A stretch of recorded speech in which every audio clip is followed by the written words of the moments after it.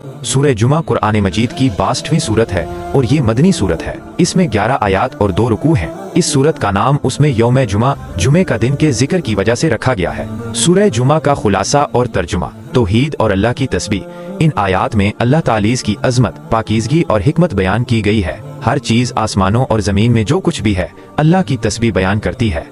इन्हीं में से एक रसूल मोहम्मद सल्लल्लाहु अलैहि वसल्लम भेजा ताकि वो उन पर अल्लाह की आयात तिलावत करें, उन्हें पाक करें और उन्हें किताब व हिकमत की तालीम दें। तर्जुमा, जो कुछ आसमानों में है और जो कुछ जमीन में है सब अल्लाह की तस्बीह करता है। जो बादशाह निहायत पाकीज़ा जबरदस्त हिकमत वाला है वही है जिसने उन पढ़ों में उन्हीं में से एक रसूल भेजा जो उन पर उसकी आयतें पढ़ता है, उन्हें पाक करता है और उन्हें किताब व हिकमत सिखाता है, अगरचे उससे पहले वो खुली गुमराही में थे। और ये रसूल उन दूसरों के लिए भी हैं जो अभी उनसे नहीं मिले, और वो जबरदस्त है, हिकमत वाला है। ये अल्लाह का फजल है, जिसे चाहे अता करता है और अल्लाह बड़े फजल वाला है।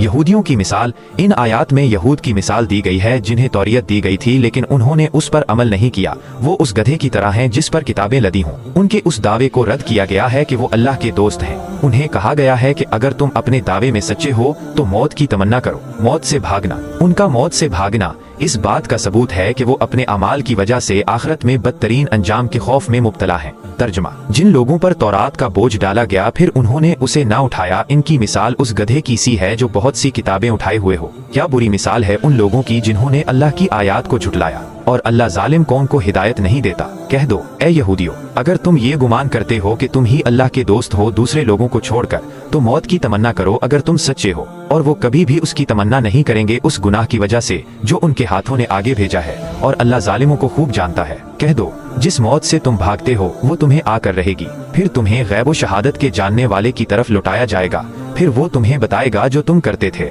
नमाज जुमा का हुक्म, ये आयात नमाज जुमा के अहकाम बयान करती हैं। जब जुमा के दिन नमाज के लिए अजान दी जाए तो अल्लाह के जिक्र, नमाजो खुतबा की तरफ दौड़ो और खरीदो फरोख्त छोड़ दो। ये तुम्हारे लिए बेहतर है अगर तुम जानो। नमाज के बाद कारोबार की इजाजत, नमाज के बाद जमीन में फैल जाने और अल्लाह का फजल, रिस्क हलाल तलाश करने की इजाजत है। दुनियावी मशगूलियत पर तंबीह, आखिर में उन लोगों पर तंबीह की गई है जो तिजारत या किसी खेल तमाशे की वजह से नबी अकरम सल्लल्लाहु अलैहि वसल्लम को खुतबा में खड़ा छोड़कर चले गए थे। उन्हें बताया गया कि अल्लाह के पास जो कुछ है वो खेल और तिजारत से कहीं बेहतर है, और अल्लाह सबसे बेहतरीन रिस्क देने वाला है। तर्जुमा, ए ईमान वालो, जब जुमे के दिन नमाज के लिए अजान दी जाए तो अल्लाह के जिक्र की तरफ दौड़ो और खरीदो फरोख्त छोड़ दो। ये तुम्हारे लिए बेहतर है अगर तुम जानते हो। फिर जब नमाज पूरी हो जाए तो जमीन में फैल जाओ और अल्लाह का फजल तलाश करो और अल्लाह को बहुत ज्यादा याद करो ताकि तुम फलाह पाओ। और जब उन्होंने कोई तिजारत या कोई खेल तमाशा देखा तो उसकी तरफ दौड़ पड़े और आपको खड़ा छोड़ दिया। कह दो, जो कुछ अल्लाह के पास